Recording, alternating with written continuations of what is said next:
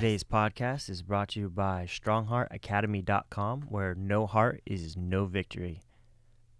We are also brought to you by BJJ to go. If you want to build your game and learn Jiu-Jitsu, go to bjjtogo.com. Hi, I'm Professor Mike Martin. I'm the owner and operator of Strong Heart Martial Arts Academy. I'm a third degree black belt under Kyle Terra. We're in North Phoenix at 32nd Street in Union Hills. If you ever want to get a hold of us, you can check us out on, look us up on Google Maps or strongheartacademy.com. Today I want to talk about the friends I've made in Jiu-Jitsu. So, lifelong friends. I've trained in Jiu-Jitsu for almost 23 years. And actually this month will be 23 years. I started in March of 2000. And some of the people that I started with, I still know to this day. So there's a guy that trains with me right now. I actually gave him his black belt. And he actually trained a little bit before me. He came from another gym and came to our gym that we trained together with. And he was older than me. When I started, I was about 20 years old. And I think he's like 16 years older than me.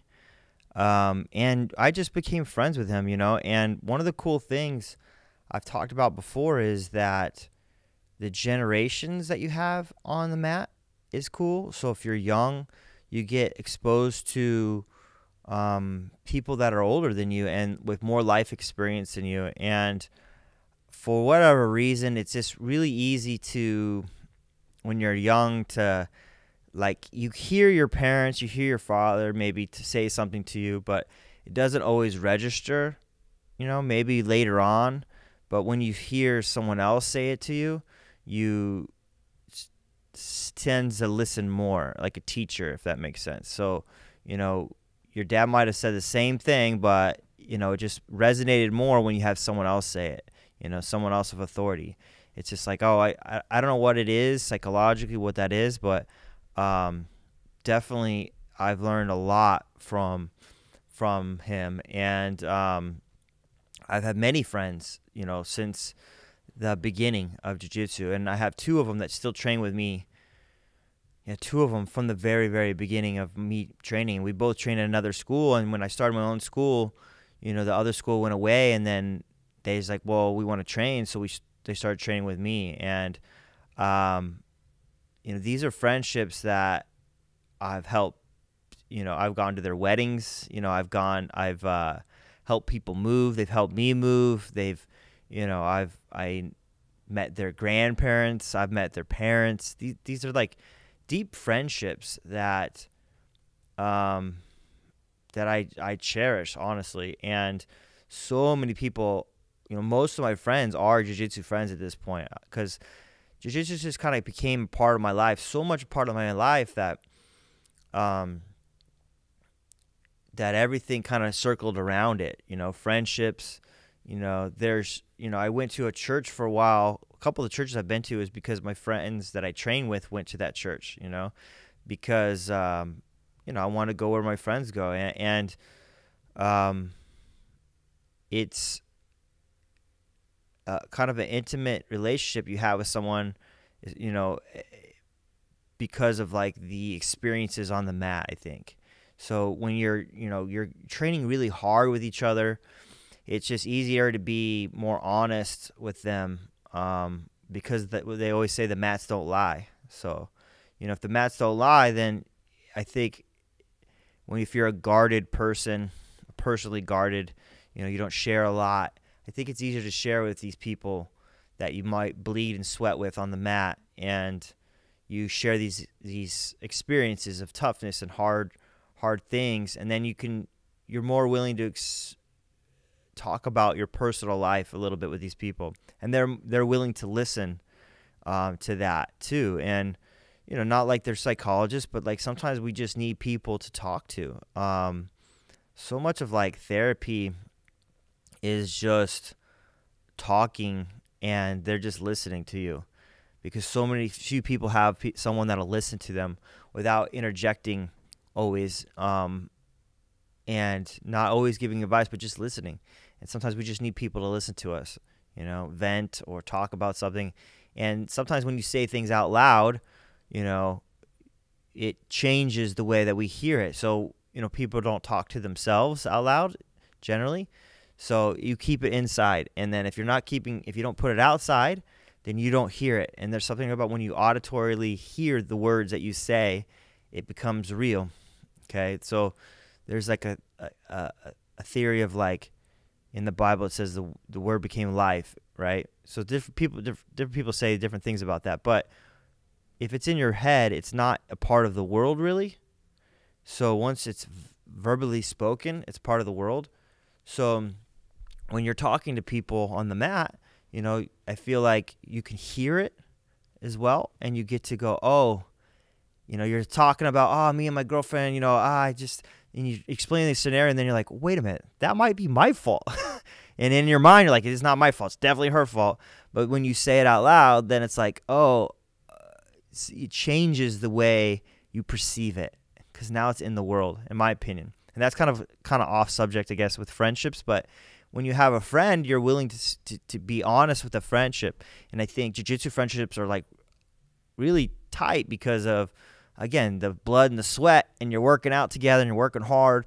And it's just easier to be honest with those people in a positive way versus like, sometimes people they go to a bar or something and there's drinks involved, so they just get looser, less guarded, and they're able to like get things out, Well, I think jiu-jitsu is just a more positive way to do that. And there's no alcohol involved, there's no drugs involved. You're just training and working out your body, but you're able to be honest with each other.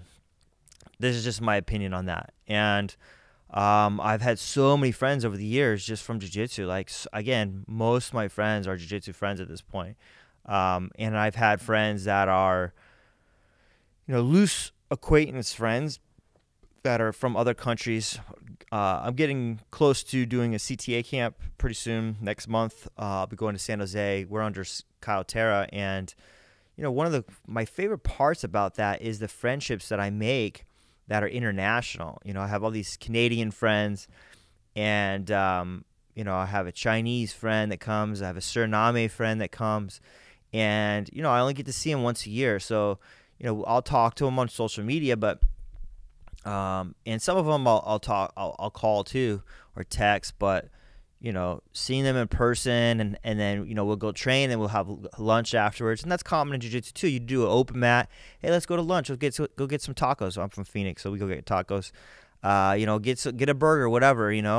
And these are just great friendships. We work out together, you eat together, and then that's the fellowship part. And so many Americans, I think, miss fellowship. They're so isolated, and the pandemic had something to do with that too. But as you get older, your friend groups start shrinking because you have more family, less intimate friendships. And I value those friendships. I think they're super powerful. Okay, so I had a technical difficulty. So I just right back to where I was at. It's an underlooked part of jiu-jitsu. So many people have different reasons they want to do jiu-jitsu. And I think everyone yearns for friendships and being part of a group. And it's really important to be a part of a group just as a human. And I don't think it's a reason why people join Brazilian Jiu-Jitsu, but it's like an added benefit. And it's like almost like a bonus, cream of the little extra on top, like donut's nice, but like the icing on top, this is a very good value here, like, man, I'm getting in shape. I having fun. I feel like I defend myself now. And then you get the friendships on top of it, and these friendships are like people that support you in your endeavors and like cheer you on, if you compete, but also cheer you on in your life. Hey, I got a promotion. Hey, congratulations. Like, it's good for us to have these type of relationships, these strong relationships that we want to be, at my gym, I really try to cultivate that, the atmosphere, the vibe, of like just supporting each other, man. Life's hard. You want a crew of people that are competitive, but not like trying to tear each other down, trying to build each other up so we can get through this thing together. And man, I want to rah for people. I want to cheer for people, and I want them to cheer for me. And that's like a great support system to have in your life, you know. And when you start to look at, like, you know, some people go, oh, you know, jiu-jitsu is expensive. I'm like, well, man, like, do you know what you're getting for this thing? Like, you're getting so much. You're getting a workout. You're getting be able to defend yourself and your family. You're be able to get friendships out of it. You get like so many things, like, and people don't realize like how much they spend on coffee, you know, how much Starbucks costs you, how much beers cost you, you know, like how much like stupid simple thing, how many streaming platforms, you know, that you're paying for every month. Like look at your finances and go, man, what is worth what? And the value of friendship is, man, I can't even put a number on that. Can't even put a number on that. You know, when I've been down, I've been able to count on people of friendships that have taught me and just encouraged me in my life, and I value it so much. It's such a powerful thing. And again, I don't think people start jiu-jitsu for that, but know that it is you can make friendships that are great. And we cultivated a culture of, like, you know, almost like the old show Cheers, you know, when Norm would show up. I mean, maybe I'm showing my age here, but like the show Cheers, like when Norm walked in the door, everyone go, Norm, you know, like everyone should know your name. Like people should know your name on the mat, and they're happy to see you. And that's what we want. We want a place that everyone knows your name, you know, and you don't feel lost in the shuffle, you know.